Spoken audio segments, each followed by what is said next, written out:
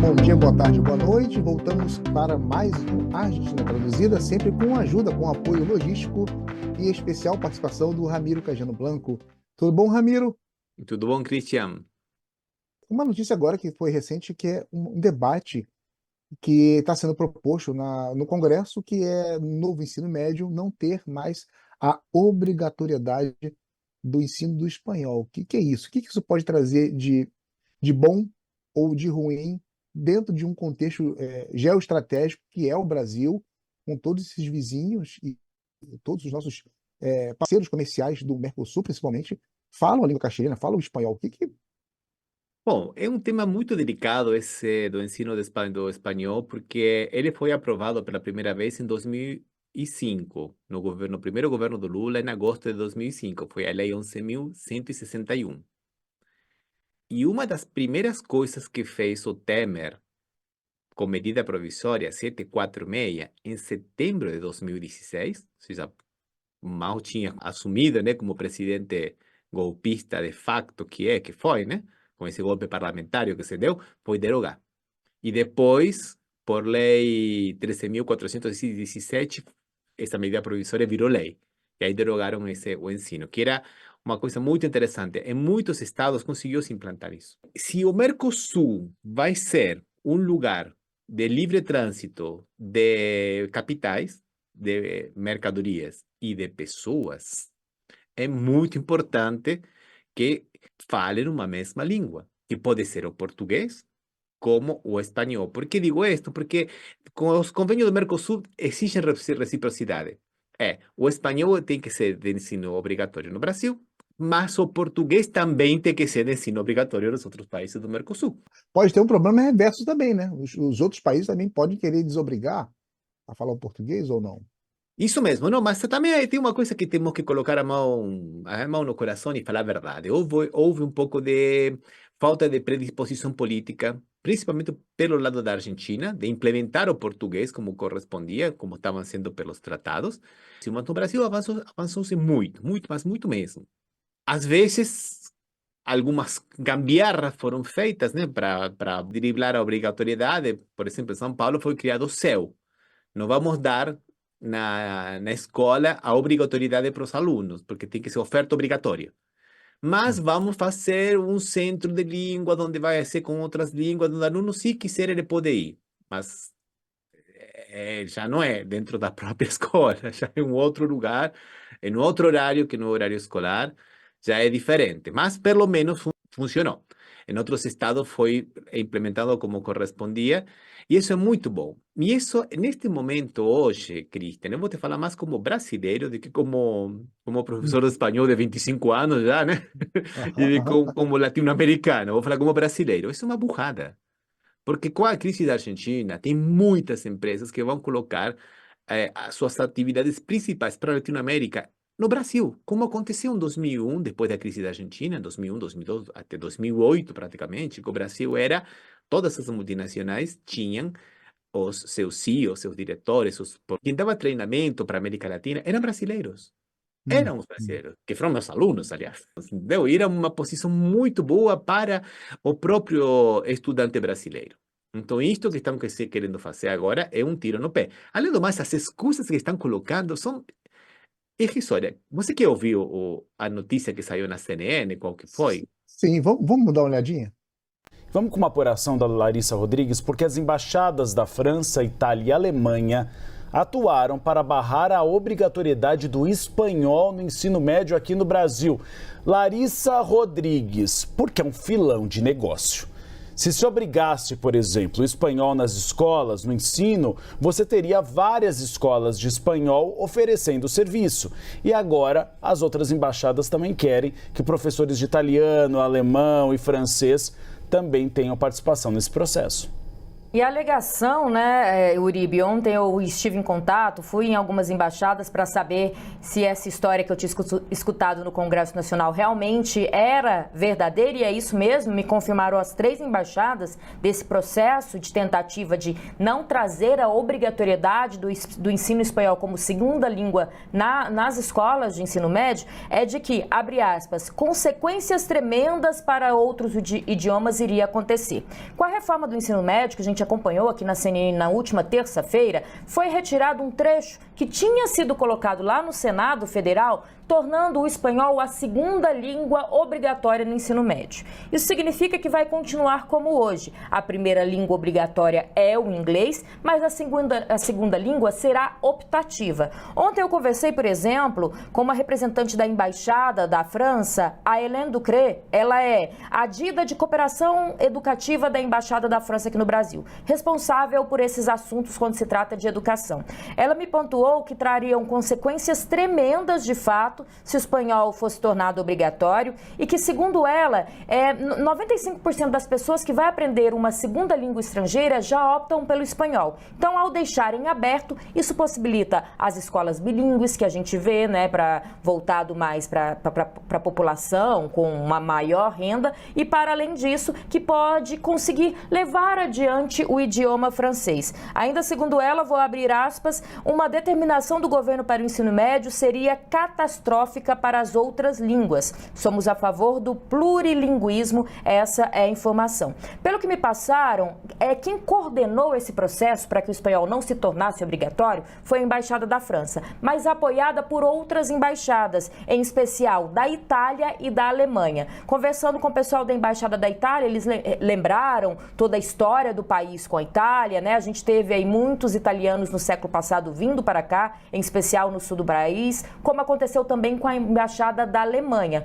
Todos comemoram o fato do espanhol não ter se tornado obrigatório e dizem acreditar que, com isso, essas línguas vão ser levadas adiante e serem amplamente divulgadas aqui no nosso Brasil. Bom, tudo isso que falaram é balela, né? Tudo mentira, Ah, são questões fala sério, né? geopolíticas, é tudo balela. Se fosse por isso, a primeira língua na Argentina teria que ser o italiano, com toda a imigração de italiano na Argentina.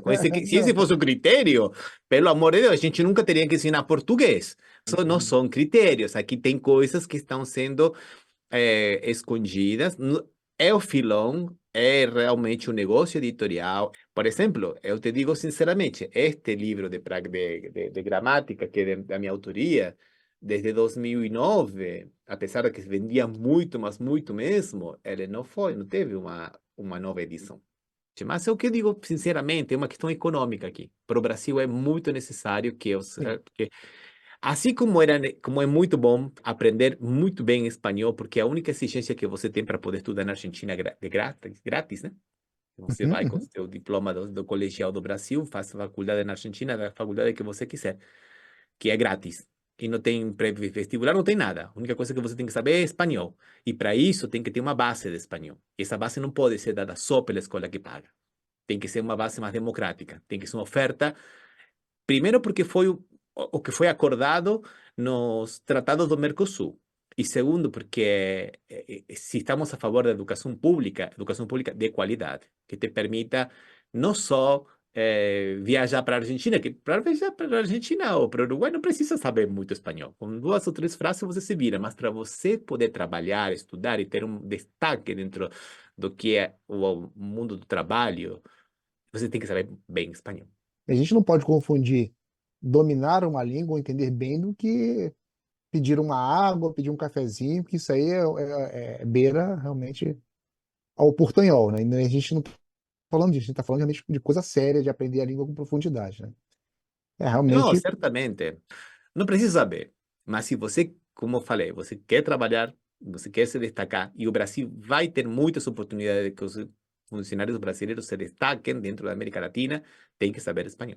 E vice-versa, para cobrar, né? Bom, agora vocês, a reciprocidade, quero que vocês implementem o português brasileiro nas uhum, escolas, como manda o Mercosul. exato. E parece que a gente está tendo um movimento de anulação, né, disso tudo, né? Porque são coisas assim que parece que estão acontecendo no mesmo momento, né? essa anulação da obrigatoriedade do espanhol, e ao mesmo tempo que a gente vê uma falta de vontade do atual governo argentino em tomar esse protagonismo no Mercosul. Então, assim, é uma coisa que converge tudo aí. Inclusive, era uma coisa que eu queria falar com você também, é justamente da Argentina não estar presente na reunião que aconteceu, né, recentemente, e a própria negação da Argentina agora das próprias Malvinas. Aí foi um outro fato que aconteceu essa semana. Conta pra gente o que está acontecendo aí em relação a esse contexto das Malvinas. O alinhamento que tem este governo com os interesses imperiais é absoluto, né? E vive dando tiro no peito da hora. Não é a primeira vez que já deixa que os ingleses façam coisas que não são para fazer e não faz absolutamente nada. Viajou Cameron, o chanceler, para as Ilhas Malvinas e a Argentina não protestou diplomaticamente. Fez uma depois que tantas críticas foram feitas na Argentina, que depois, um mês e meio depois, fez uma tímida nota, assim, não gostamos muito. Mas, gente, não pode ir. Não pode ir. É um território em disputa, tá? Inglaterra ampliou a zona marítima de exclusividade, a Argentina não fez absolutamente nada. Inglaterra agora, junto com uma empresa de Israel, vão explorar petróleo nas Malvinas, coisa que também não pode. Não é território inglês. E a Argentina até agora não fez absolutamente nada. E como se fosse pouco, o Milei faz essa palhaçada de não ir na reunião do Mercosul. O Mercosul é muito importante. É o mais importante que tem na Argentina. Não entrou nos BRICS, que era uma coisa muito importante. O Mercosul é fundamental. O fim do Mercosul é fundamental para todos os integrantes do Mercosul, mas na situação atual, muito mais para a Argentina. É vital, é crítico.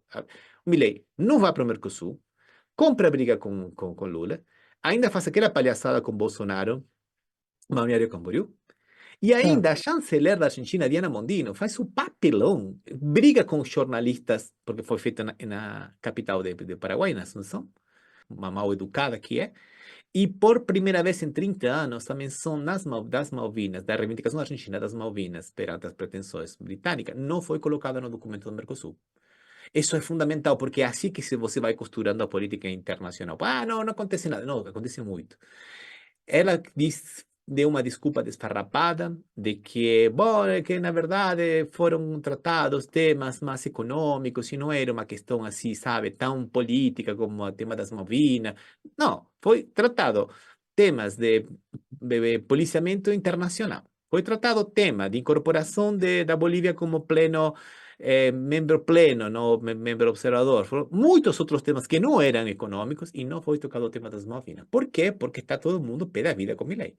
Porque o Milei destrata o Arce, o presidente da Bolívia, falando que esse golpe era um autogolpe, que era uma palhaçada. Não tem nada que falar.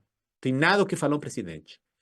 Porque destrata o Lula, que Lula e Arce é o governo boliviano e brasileiro, não é a figura de uma pessoa, é o governo, você está tratando um governo mesmo. E isso, quem que falou isso não é só o Ramiro, sabe? Quem que falou isso foi Lacalle Pou, o presidente do Uruguai, que é de extrema direita.